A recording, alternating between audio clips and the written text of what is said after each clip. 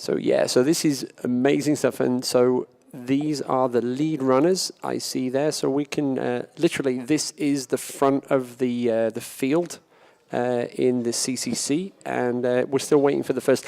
The lead runner across the top at Tête de la Tronche was Gary Assel from Luxembourg, followed by Clément Durance from France, and in third place we had Tom Owens from the UK. The bib numbers of the elite runners are one. All of the bib numbers are showing that these guys were expected to be right at the front.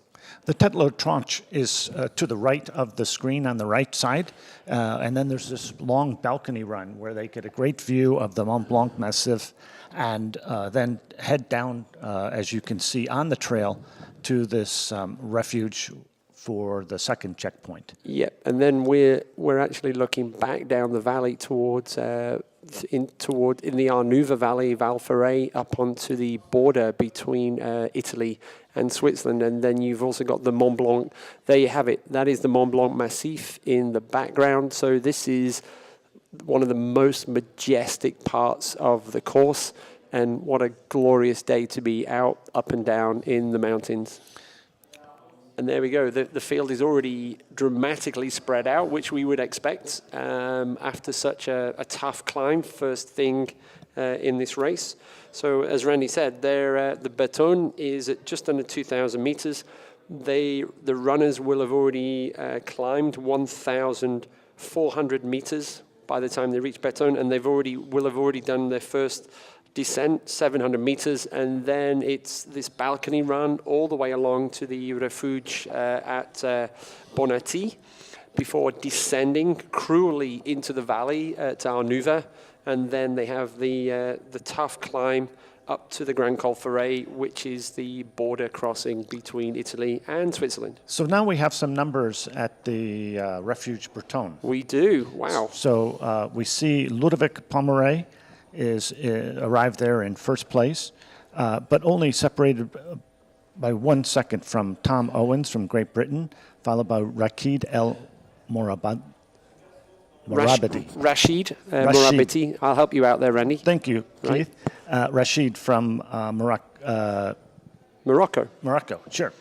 And then Gary Assel from Lithuania. So we have four different... Luxembourg. Excuse me. Luxembourg. So we have 4 different countries represented in the top 4. Actually, 5 different countries in the top 5. Mike Aigros from Switzerland is... No, absolutely. And there you go. There is the snake of trail runners. I love this. That is amazing. Incredible. Okay, these are the mid-packers. These are the people that are following each other step by step all the way up, and they are getting it done. They're cranking it out, and believe me, it is not easy, even at this place in the grouping. They get slowed down. I can see that here and there when a difficult place comes along. Oh yeah, there's a big step up there on that stone, that rock. A big step on one rock, a big step on another, a turn here, a turn there, and there's no place to pass. The trail is quite narrow, and it's not worth the energy to try to get around one person because you're just going to have another person there. You're just in line. There'll be plenty of time later on in the race. Things will open up, and you'll have the chance to go. So these are great images. This is what it's like out on the course. One after another, they're making their way up. No, I wonder, there's normally somebody that's going to wave. Yeah, or get a photo. Yeah. Yep, there we go. There we go. There's some guys waving now. This is brilliant. So this is your few moments of fame. And everyone at home, you can see if you can spot your friends, your neighbors, your members of the family, or the guy that said he couldn't work this week because he wasn't feeling very well. This is great. Beautiful. See how close they can get to the rock. See how close they can get up. Yeah. And what a beautiful view of the mountains in this valley. So they've left Courmayeur, Italy this morning. This group here probably left about 9:15 or so. The front runners left at 9 o'clock. And they're making their way to Chamonix, France. So the Val Ferret, where the runners are, excuse me, are heading to now, this is kind of two separate valleys, kind of one side, either side of the Italian and Swiss borders. So right alongside the Mont-Blanc Massif, and on the northeast side, on the other side, it takes you towards Orsières. Orsières was where we started the OCC yesterday, and that takes you into the Rhone kind of basin, if you like, that part of that. Then on the Italian side, you've got the water on this side is running into the Po basin. So that's kind of what's going on there. You've also got some classic mountains in that area. So this is kind of a mixture of the Mont Blanc Massif and the Pennine Alps. So so you've got mountains such as the Mont de Long, the Tournois. You've also got the Dru. And this is the last pitch up to the Tête de la Tronche. They arrive at that col that you saw there, that pass, or col, and then you make your way up to Tête de la Tronche. We were waiting for the splits between position 2 and 3. We now see that Callie Wolf has come into the Breton after 2 hours and 7 minutes. She was 7 minutes and about 45 seconds behind Claire Gallagher. Kirsten Berglund from Where are you looking at, Randy? Right here. That's going to be Sweden. Sweden.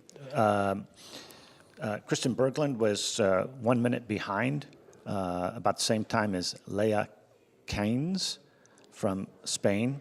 And then after that, Nathalie Mauclair from France and Keely Henninger. So here we go. There's some great little. So there we go. That looks like it says that's Bonatti. Bonatti. And those guys are ready.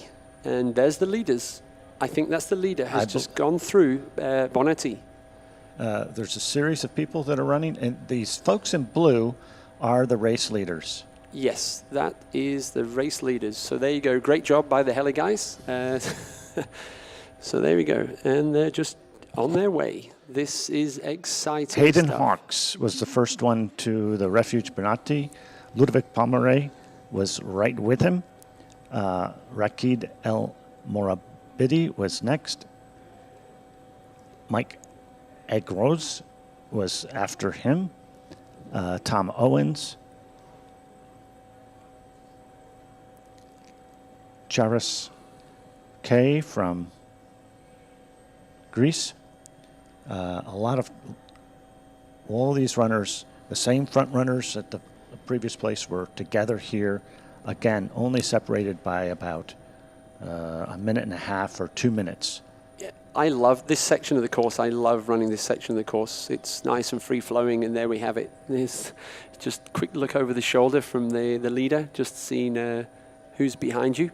You can see on the backpack there's a little white tab. Now, all of the runners, when they were doing their mandatory kit check, they had to also submit their backpack. So the backpack has been tagged to show that this is the backpack that was signed off in the registration. So that means that you can't change backpacks during the race. And so there's none of that going on. So that's why you'll see that little white tab that's on all of the race packs, every single runner.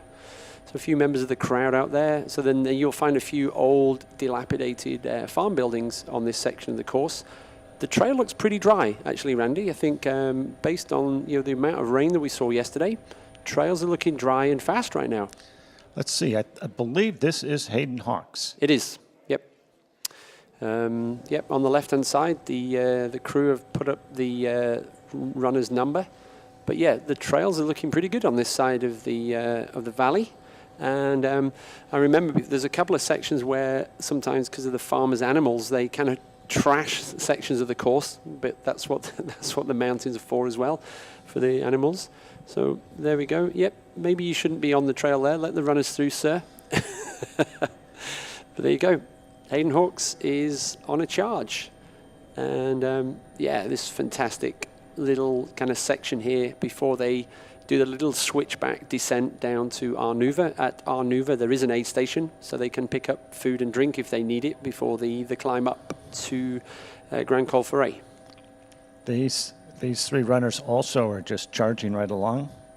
I can't be sure of which runner is which, but they are some of these other runners in the top 5. Ludovic, Rakid, Mike, or Tom? I can see Rashid is the middle runner of the 3 here. So I think this is Ludo in second, as we see on the screen. Rashid. With the white socks? Yes. Or Rashid in second, and then that's the Swiss runner, Mike Agro, in 4th position. So those 3 runners running together. And I think Tom Owens is just behind them. But this is as good as it gets when it comes to being in the race when you're not in the race. So this is great work by the UTMB live team.